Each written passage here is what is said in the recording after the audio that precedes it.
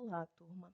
Somos as professoras Camila Belmiro e Mainara Brandão e hoje nós vamos falar um pouco sobre o sistema respiratório.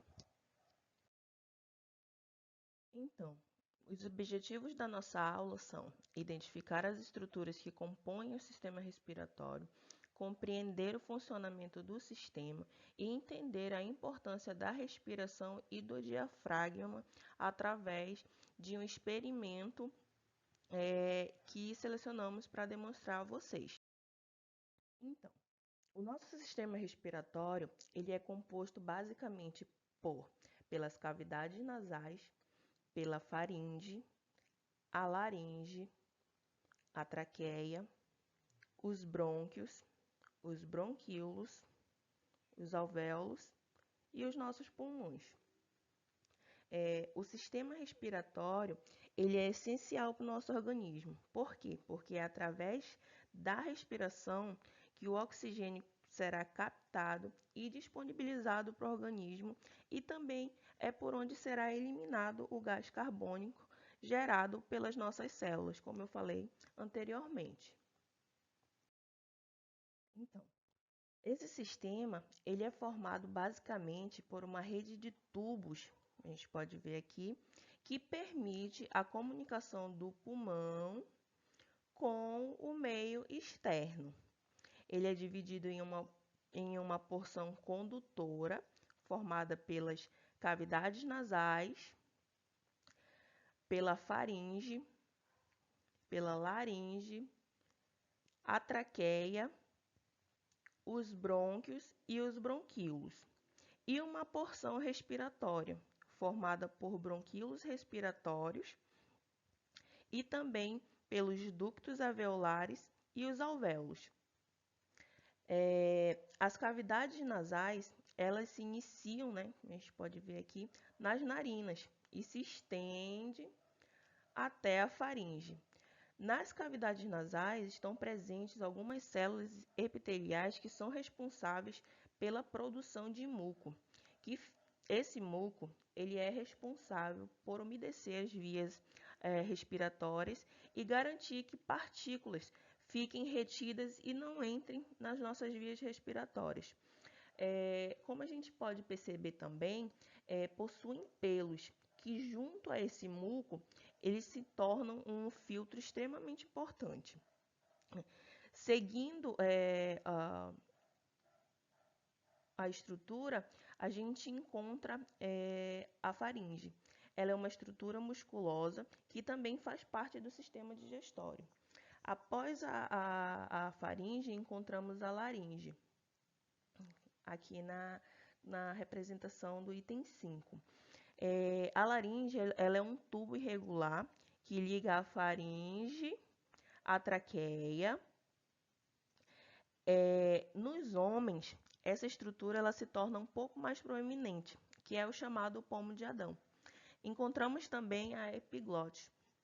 A gente pode ver aqui, essa estrutura é uma estrutura cartilaginosa, que funciona como uma válvula. No momento que a gente está se alimentando, ela impede que o alimento entre nas nossas vias respiratórias. É nessa estrutura que encontramos as pregas vocais, que é a estrutura responsável pela comunicação pela voz que realizamos. Mais abaixo, encontramos a traqueia. Aqui, encontramos a traqueia.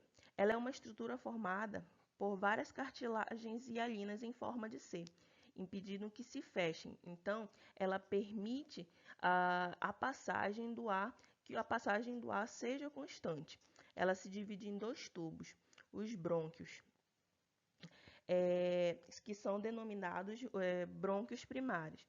Esses brônquios, ao adentrarem no nosso pulmão, ele se divide, dando origem a 3 brônquios no pulmão direito e 2 no esquerdo, que são chamados brônquios secundários ou lobares. Eles se dividem em brônquios terciários e vão se dividindo cada vez mais, até formarem os bronquíolos. Os bronquíolos respiratórios, eles se abrem nos ductos alveolares, os quais se abrem nos alvéolos ou sacos alveolares, que são grupos de alvéolos. Os alvéolos pulmonares, elas são estruturas de paredes finas que apresentam grande quantidade de vasos sanguíneos em sua volta. E é nesse local que ocorrem as trocas gasosas, um processo conhecido como hematose. Nesse processo, o oxigênio proveniente da respiração pulmonar, ele difunde-se para o interior dos capilares, enquanto o gás carbônico dos capilares passa ao interior dos alvéolos. E aí vem os pulmões. Os pulmões, eles são dois órgãos esponjosos situados no interior da nossa caixa torácica, como a gente pode observar aqui, e possuem a forma de um cone.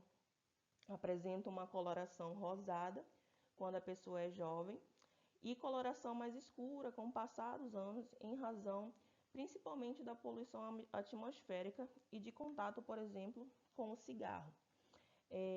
O órgão encontra-se revestido por duas membranas denominadas pleuras. E entre elas há um líquido que a gente chama de líquido interpleural. Esse órgão ele é formado por milhares de bronquíolos e alvéolos, como a gente pode perceber aqui, como se fosse uma árvorezinha ramificada, né?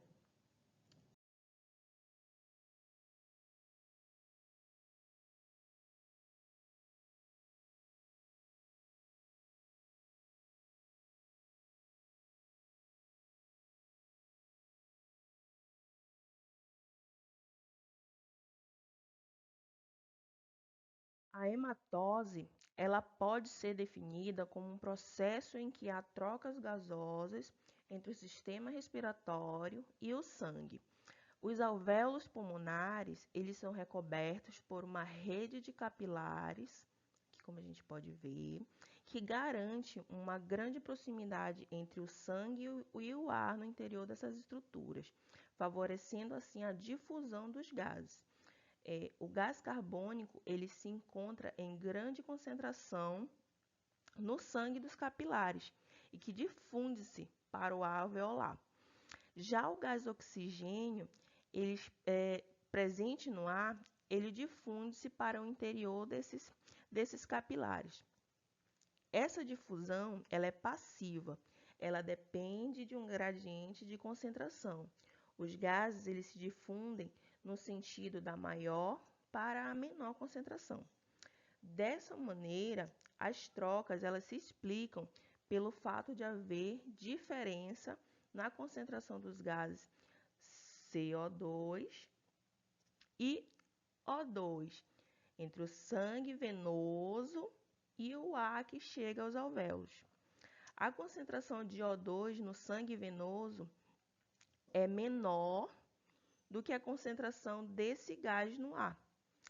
Então, ocorre a difusão passiva de O2 para o sangue. O2 do ar aqui, para o sangue. Já o gás carbônico, o CO2, ele ocorre ao contrário. Essa difusão se dá através das duas camadas celulares, que a gente está vendo aqui, que separam o ar alveolar do plasma sanguíneo. É um epitélio pavimentoso dos próprios alvéolos. Aqui, ó, epitélio pavimentoso do alvéolo.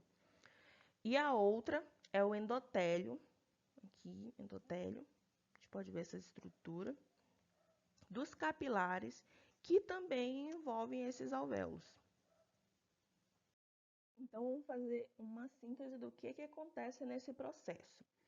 O sangue venoso, que chega aos pulmões, eles contêm a desoxihemoglobina nas hemácias e os íons bicarbonato no plasma. Nos capilares dos alvéolos pulmonares, ocorrem então duas reações, que elas ocorrem de forma simultânea. Por exemplo, em uma delas, o oxigênio do ar que a gente inspira, aqui, o oxigênio que a gente inspira, ele combina-se com a desoxihemoglobina presente nas hemácias, que passa a se chamar, né, no caso, oxihemoglobina, que fica HbO2. Essa oxihemoglobina, ela libera um íon H+. Na outra reação, o íon H+, ele combina-se com um íon bicarbonato no plasma, formando o H2CO3, que se separa em uma molécula de água, no caso H2O, e o CO2. O CO2, que agora está livre, ele difunde-se no sangue venoso, aqui como a gente pode ver, e passa para os alvéolos. No caso, daí, dos alvéolos para o meio exterior. Então, esse sangue vem carregado de desoxihemoglobina e de íon carbonetos. O oxigênio que é captado através da nossa respiração, ele entra nesses alvéolos, ocorre todas essas reações. O CO2 que estava presente no nosso sangue, ele passa para os alvéolos e é liberado para o nosso exterior, no caso, na expiração. Então, esse é basicamente o processo que ocorre dentro do nosso sistema respiratório. E como é que a gente pode encaixar essas estruturas e, por exemplo, formar uma explicação para a inspiração e a expiração. E aí a gente vai entender como é que funciona esse processo também, no próximo slide. Então, a entrada e a saída de ar dos nossos pulmões ocorrem graças ao movimento de inspiração e expiração. Esses dois movimentos acontecem devido à ação coordenada do diafragma, que fica abaixo dos pulmões, e dos músculos intercostais externos. A inspiração, ela ocorre pela contração do diafragma e dos músculos intercostais externos. Quando o diafragma contrai, ele abaixa, a gente pode ver aqui, e promove um alongamento da cavidade torácica. A contração desses músculos intercostais externos, ele levanta as costelas, as nossas costelas, e força o externo para fora, aumentando assim o diâmetro do tórax. Essas ações fazem com que a pressão, aqui no caso, a pressão intrapulmonar, ela diminua, levando à entrada de ar nos pulmões. Então, o diafragma ele baixa, existe uma pressão aqui dentro dessa estrutura, que é uma representação, e essa pressão faz com que os nossos pulmões se encham de ar. A expiração, por sua vez, ela ocorre quando os músculos intercostais aqui, e o diafragma, eles relaxam. Essa ação faz com que a cavidade torácica aqui, ela volte ao tamanho de repouso. E a pressão que antes tinha aqui dentro da nossa caixa, ela aumente, forçando com que esse ar que estava presente dentro dos nossos pulmões saia.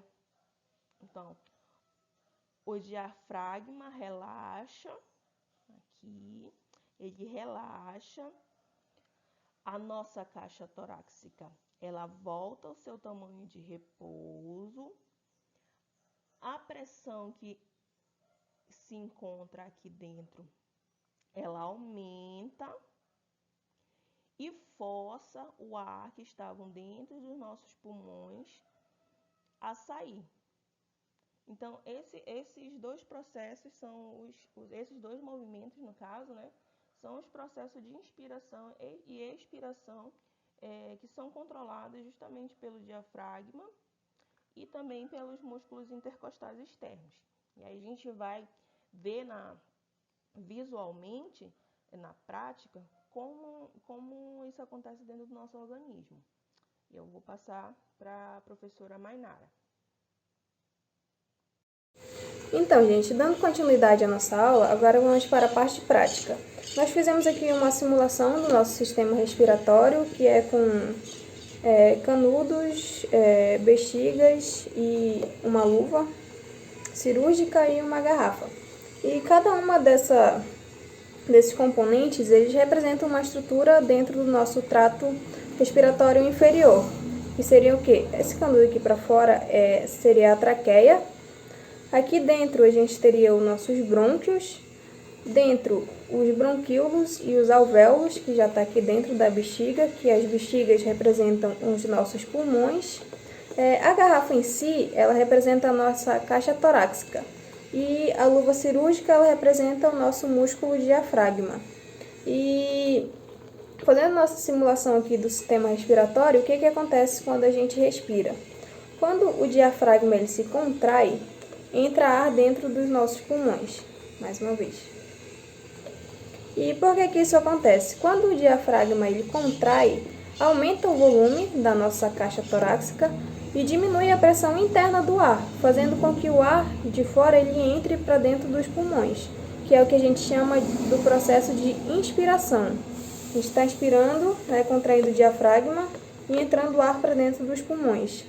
Já o processo de expiração, o diafragma ele relaxa e o ar sai dos pulmões. E por que isso acontece? Porque a pressão, o volume da caixa torácica está diminuindo e a pressão interna do ar está aumentando, fazendo com que expulse o ar do nosso pulmão. Então, é o processo de contração e relaxamento. Contração e relaxamento, que é justamente a nossa inspiração e expiração. Espero que vocês tenham gostado. Aqui é um modelo simples, de como funciona todo o sistema respiratório. E espero que tenham gostado. Para perguntas, podem deixar aí os comentários. Muito obrigada.